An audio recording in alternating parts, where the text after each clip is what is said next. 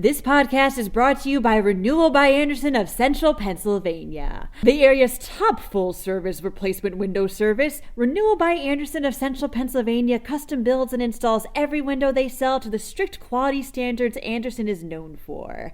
For more information or to schedule your free window and door diagnosis, call 717-836-1080 today.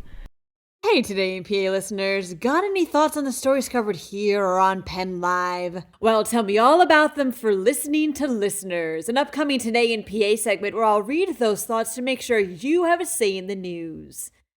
If you'd like to make your thoughts heard, email me at todayinpa@PennLive.com. That's todayinpa@PennLive.com with your name and where you're from, and I'll read it every other Friday starting May 12th. Excited to hear from you. A school district must allow for an after-school sailing club to meet on its property. According to a recent report, most of the train derailments that have happened in western Pennsylvania have occurred near a major river. The state could soon get an Office of Outdoor Recreation. Also, a sewage treatment plant had an unexpected visitor. I'm Claudia Dimuro, and you're listening to Today in PA. The Saucon Valley School District initially gave permission to a Satanic Temple-sponsored club to meet at its middle school, only to rescind it not too long after, reports The Morning Call. This after-school Satan club, together with the ACLU, filed a suit against the district, claiming it had violated its constitutional rights as other religious groups were allowed to use the facilities. U.S. District Court Judge John Gallagher has agreed with this claim as of yesterday. Gallagher rejected the district statement that it had withdrawn approval for the club to meet because it had violated advertising policies, writing it instead did so due to public outrage. Saucon Valley must now allow for the club to meet after classes at the school on the dates previously agreed upon. Researchers at the University of Pittsburgh's Pittsburgh Collaboratory for Water Research, Education, and Outreach recently published a report that hones in on train derailments that have happened in western Pennsylvania, reports the Pittsburgh Post-Gazette. What the report found was that between 2011 and 2022, the majority of these derailments occurred near a major river.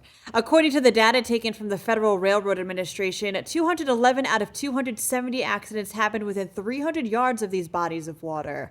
Furthermore, 245 happened within 1 mile of an environmental justice area, regions where 20% or more residents live beneath the federal poverty line and or in which 30% or more identify as non-white. 22% of these accidents also involved trains that had hazmat cargo on board.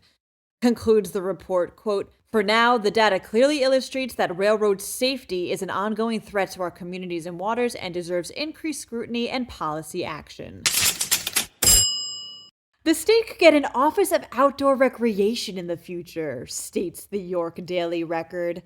State Director of Outdoor Recreation Nathan Rayner proposed for the creation of a small group to work within the state government to grow outdoor recreation and tourism. Rayner believes such a group will not only help to elevate Pennsylvania's outdoor industry, especially considering the fact the sector added almost $14 billion to the state's economy, but also help communities take advantage of outdoor opportunities for their own financial gain. Whether Rayner's idea will come to be remains to be seen. Alligators living in sewers may have been dismissed as an urban legend, but this doesn't really help the case, says PennLive. An alligator, a super small one, thank God, was found wandering around the Lehigh County Authority's sewage treatment plant last week by some very surprised employees. They later said they believe the tiny gator managed to ride up the treatment plant's climber screen, coming out the other side and into the plant itself. The gator is currently in the care of the Pocono Wildlife Rehabilitation and Education Center. That wraps up today's episode. For more news, visit PennLive.com. Also, please don't forget to rate this podcast and to share it around with your family and your friends. Thanks in advance. And as always, thanks for listening. I'm Claudia Dimuro, and I'll see you tomorrow for more Today in PA.